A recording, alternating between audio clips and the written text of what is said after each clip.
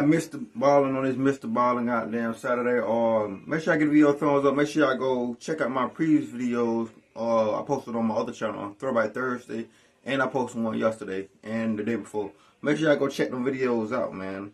Let's go ahead and get into it, man. The video already long, so that's how we do it. On a spring morning in 1870, a gold prospector named Frank Lemon rode his horse along the shore of the North Saskatchewan River, which is a river that runs through Alberta and Saskatchewan in Canada. Frank was at the back of a line of about a dozen men who had all been hired by a rich investor named Lafayette French.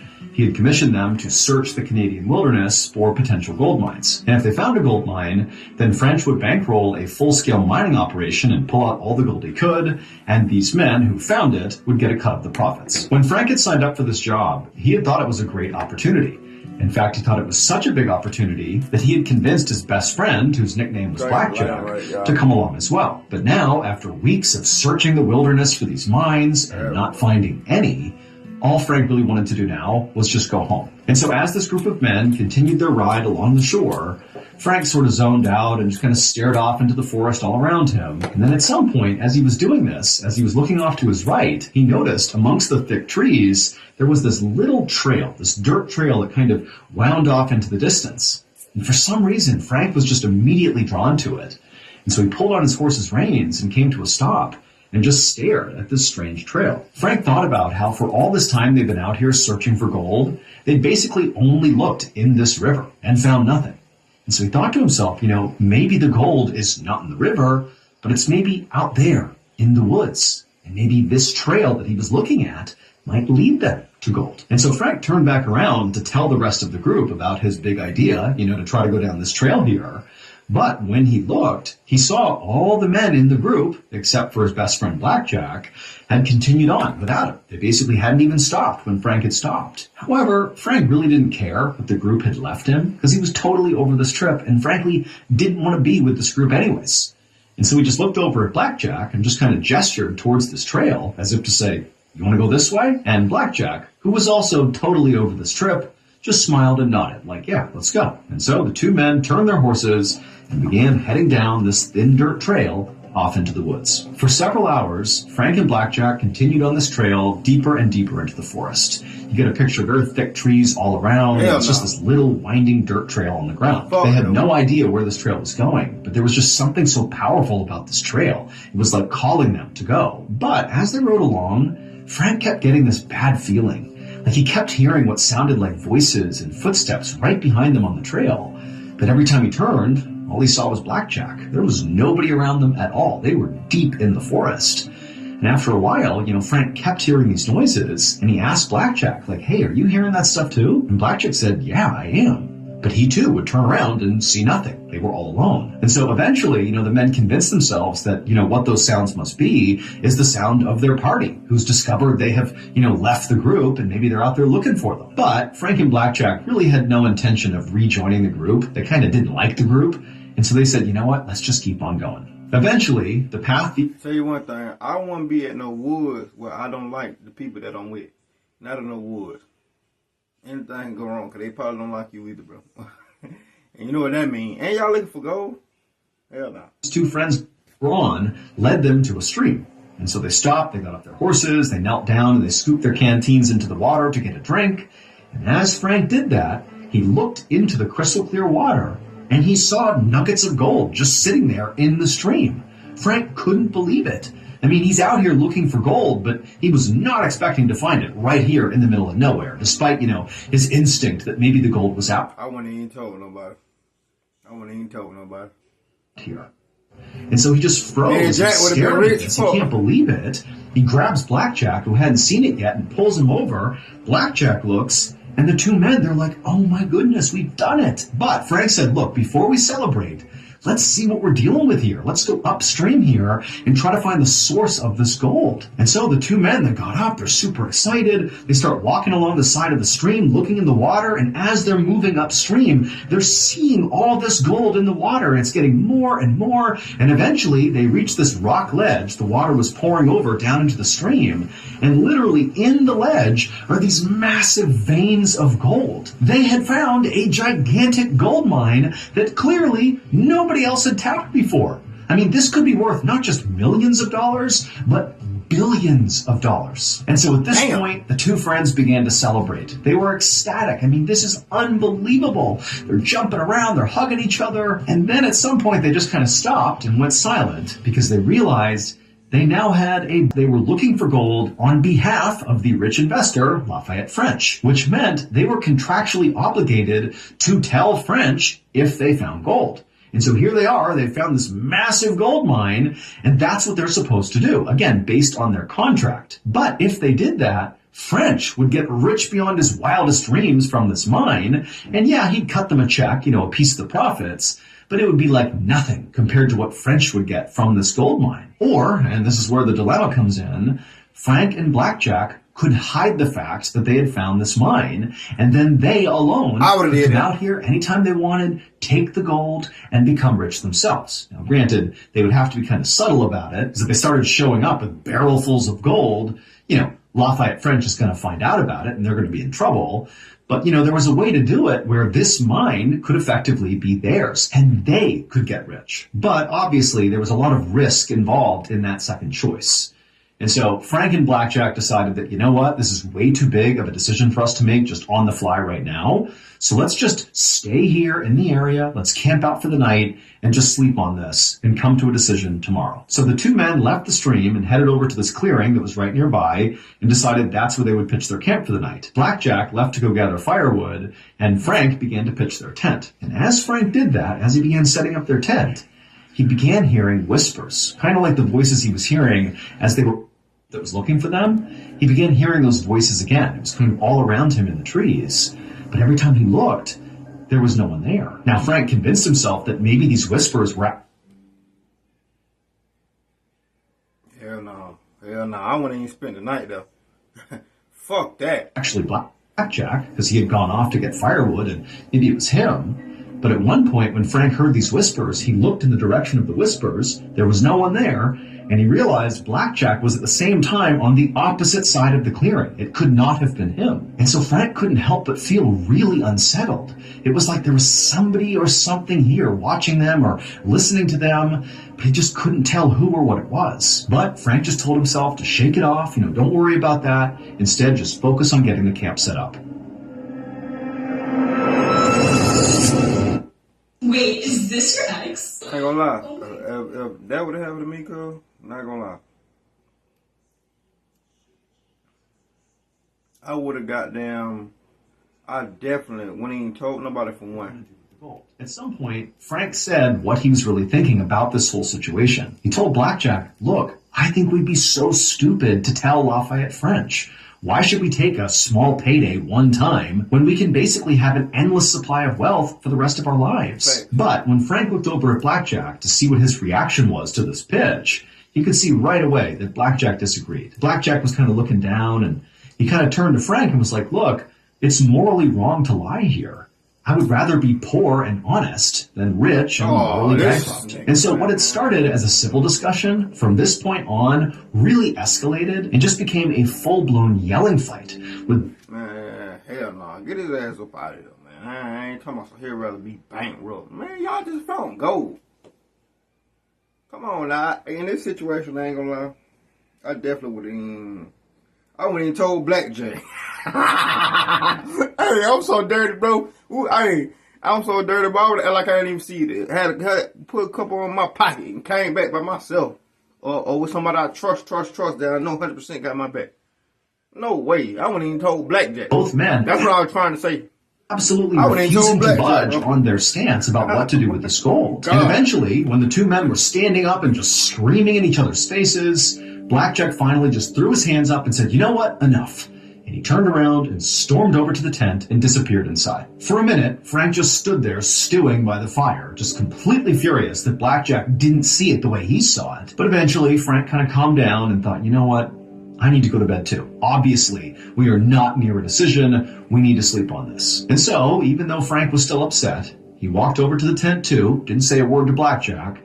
He just climbed inside, got into his sleeping bag, and tried to go to sleep. But after laying there for a while, when Frank had not fallen asleep, and his friend Blackjack had, he was snoring and passed out, Frank just could not help feeling enraged again at his friend. Like, how can you not see this opportunity here? Why in the world would you tell Lafayette French? That's so stupid. And so Frank just laid there restlessly, tossing and turning, listening to the sound of Blackjack snoring and getting so mad at him. And as he did, Frank went from, I need to convince Blackjack in the morning that we need to keep the gold for ourselves, to, I need to stop Blackjack from telling anyone. He is an obstacle. He's not a friend. He's a problem. And as he thought about this, these dark thought loops were going through his head. Frank just became consumed with rage. It was like he couldn't control what he was doing. And in that moment, Frank found himself getting up, walking out of the tent, and grabbing an axe. And before he could even think about it, he had walked back into the tent, raised the axe, and driven it into Blackjack's skull, killing him instantly. A few minutes later, Frank was outside, sitting by the campfire, looking at his bloody hands, wondering what just happened. How could he have just done what he did? That was his best friend. What had come over him? It was like Frank was a different person. He couldn't understand. But as Frank was sitting there, grappling with what he had just done, a twig suddenly snapped over in the direction of the tent. And instantly Frank looked over, like, who's over there? What's going on? And as he looked in the direction of the tent, he began to hear this low, guttural moaning. It almost sounded like a dying animal. And he thought for a second, like, wait a minute, is Blackjack not actually dead? Is that him making that noise? But at the same time, Frank's thinking, that's not possible. I practically split Blackjack's head in half with that axe. He can't be making that sound. But before Frank could even begin to process what he was hearing, this sound, this moaning sound, got louder and it got closer to Frank, like it was moving in his direction, but there's nobody here. And so Frank is horrified, and then right as the sound is practically on top of him, he began hearing those whispers, those voices he'd been hearing in the woods on the way out here. Except this time the voices were clear.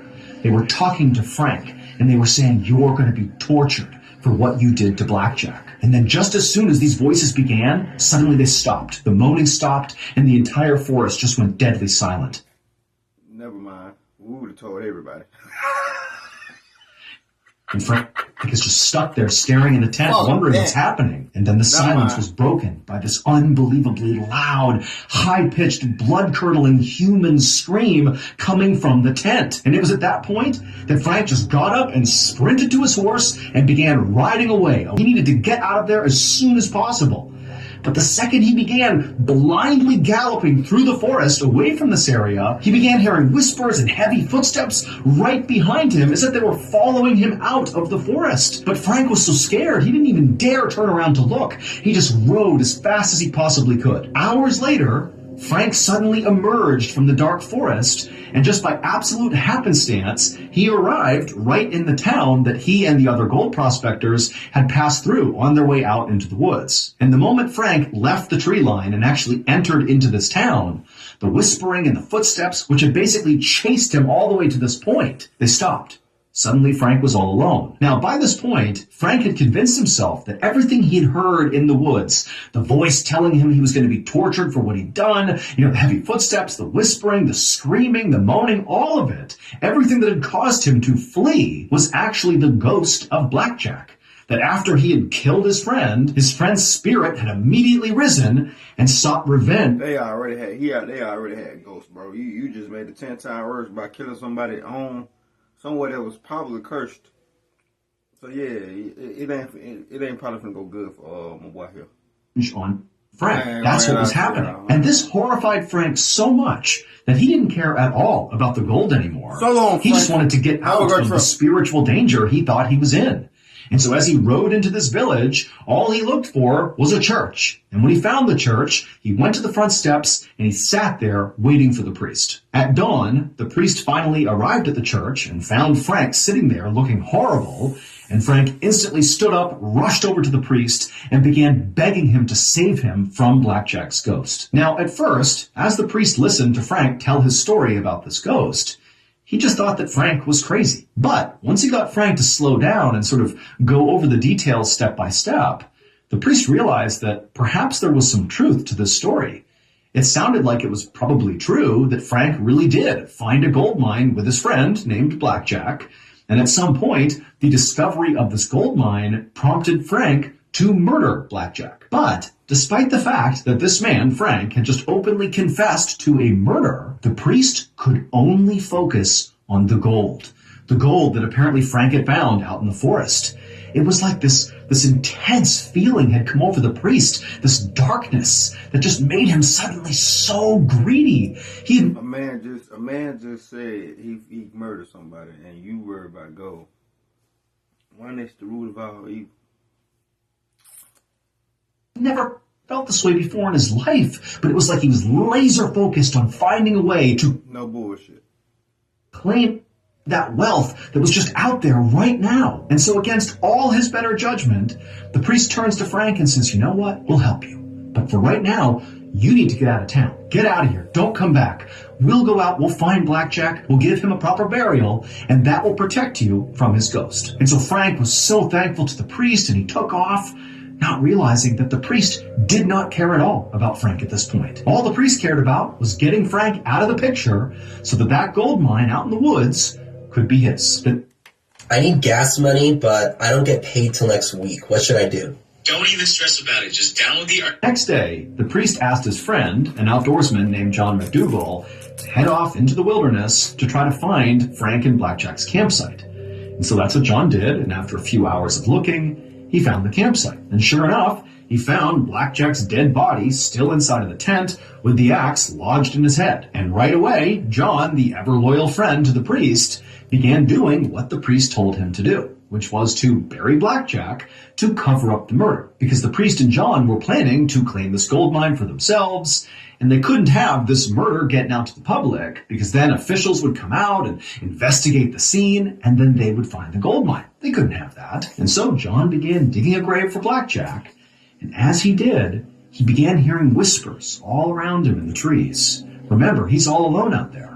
And so he began looking around, trying to figure out who's out here. Did somebody follow him? But there was no one. John did his best to keep trying to dig as quickly as he could, but these whispers, these awful voices, they just kept getting louder and louder and more pronounced and closer to him, eventually to the point where John was spooked. I mean, John was this avid outdoorsman who routinely spent time by himself out in the wild, but here he was feeling very unsettled by these voices. But despite his fear, John did what he was told and dug the grave as fast as he could. He grabbed Blackjack's body, threw him inside, he covered him up, and he put a couple of big stones on top of the gravesite to kind of make a makeshift tombstone.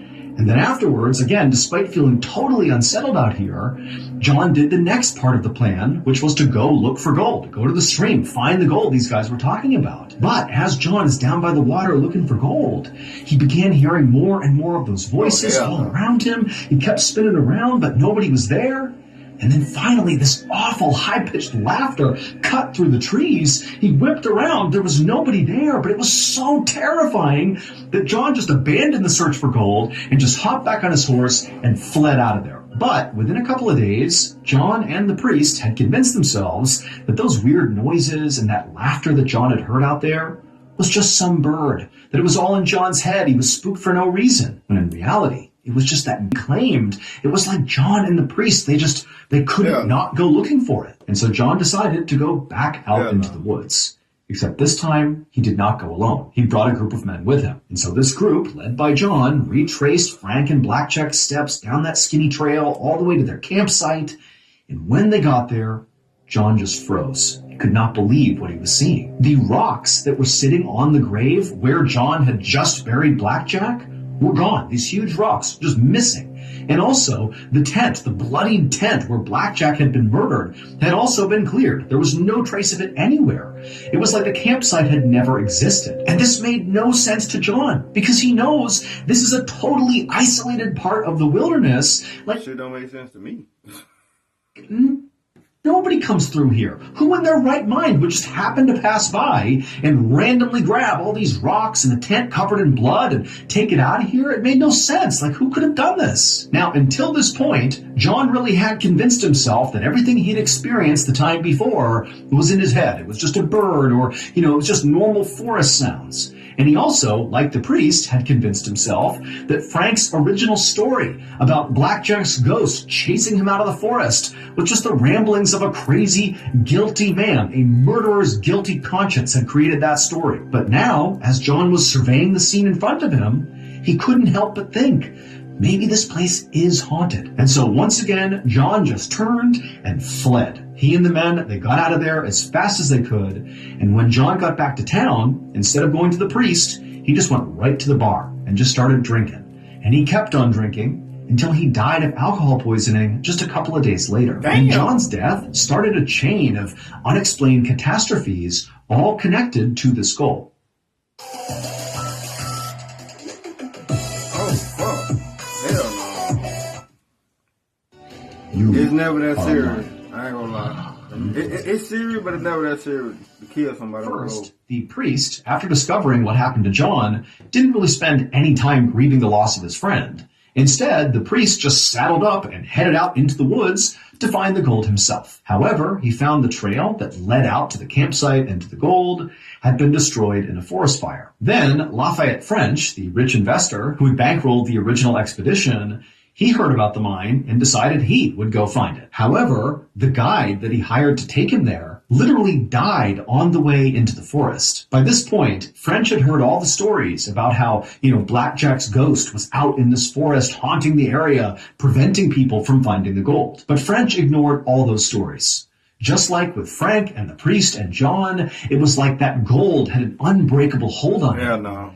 And so for 30 years, French kept going out into that forest, searching for that gold mine, and eventually he found it. Or at least that's what he said in the last letter he wrote back home. But we'll never actually know for sure, because after sending that letter, on that same day, Lafayette's cabin burned down and he died without telling anybody the location of the mine. And so with French's death, that sort of solidified the rumors that the haunting was real. And people began to believe that there was only one thing that could explain this almost magnetic pull the gold had on so many people, and also all the terrible fates that befell everybody who tried to go look for it. And that was that the gold mine was cursed. And today, people still believe that Blackjack's ghost is out there in the forest preventing people from finding the gold. But whatever the truth is, whether the curse is real or not, to this day, no one has ever been able to successfully find the gold again and live to tell about it.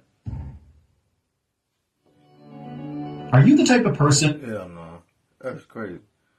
Money is the root of all evil, man. Trying to tell you, even gold, nigga.